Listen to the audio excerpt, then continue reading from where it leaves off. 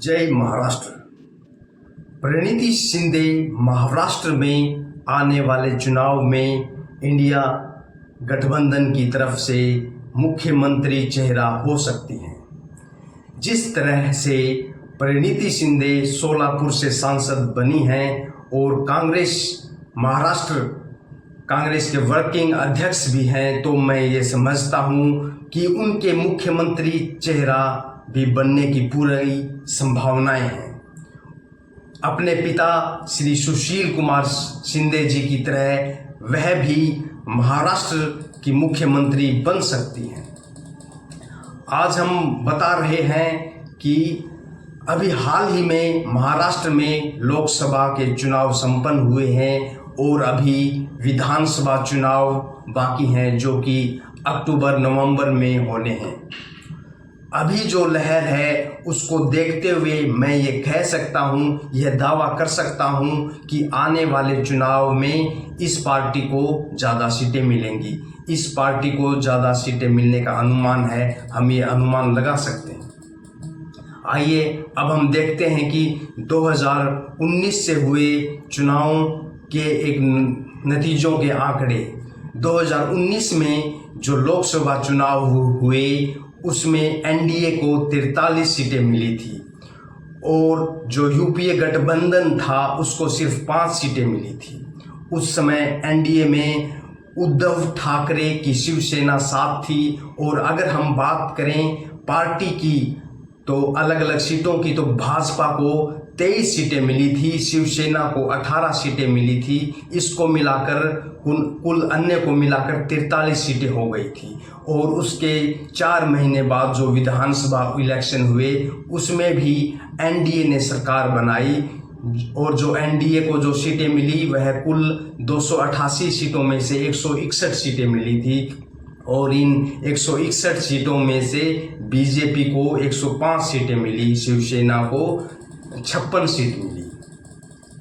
इस तरीके से हम बात करें तो 2024 के इलेक्शन के चुनाव का परिणाम में बहुत ज़्यादा उलटफेर हुआ और इंडिया गठबंधन को सबसे ज़्यादा सीट मिली और एनडीए को बहुत कम सीट मिली। इसमें कांग्रेस को सबसे ज़्यादा 13 सीट मिली, जो कि पिछली बार से 12 सीट ज़्यादा थी। इसी तरह शरद पवार की एनसीपी को 8 सीट मिली और बाल ठाकरे की शिवसेना को 9 सीट मिली। और इन सभी दलों को मिलाकर इंडिया गठबंधन को कुल 30 सीट मिली। और एनडीए की बात करें तो एनडीए में बीजेपी को 9 सीट मिली, एनसीपी को 1 सीट मिली और शिवसेना शिंदे की पार्टी को 7 सीट मिली। इस तरीके से एनडीए को कुल मिलाकर 17 सीट मिली। मैं ये कहना चाहता हूँ कि राहुल प्रणीति की जोड़ी काम कर रही है, जो कि भारत जोड़ो यात्रा के बाद से ही जनता के बीच में है। इससे लोगों में उत्साह है, लोग भावनात्मक तरीके से उनके साथ जुड़ रहे हैं। और अगर इन चुनाव परिणामों को देखते हुए विश्लेषण किया जाए तो मैं यह कह सकता हूं कि जो इंडिया गठबंधन की सीटों को जो बढ़ने का ट्रेंड है वह आगे भी जारी रहेगा और आगे चलकर उनको सरकार बनने तक की भी सीटें आ जाएंगी।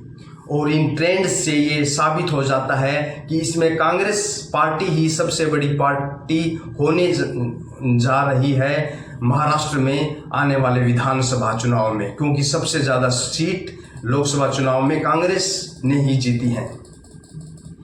इस हिसाब से विधानसभा चुनाव में इंडिया की सरकार बनने जा रही है और कांग्रेस सबसे बड़ी भूमिका में होगी, प्रणीति शिंदे सबसे बड़ी भूमिका में होगी। और बहुत ज़्यादा संभावनाएं हैं कि प्रणीति शिंदे को ही मुख्यमंत्री बना दिया जाए, क्योंकि राजनीति में कुछ भी पक्का नहीं होता, संभावनाएं ही होती हैं और संभावनाओं से ही सारा खेल शुरू होता है।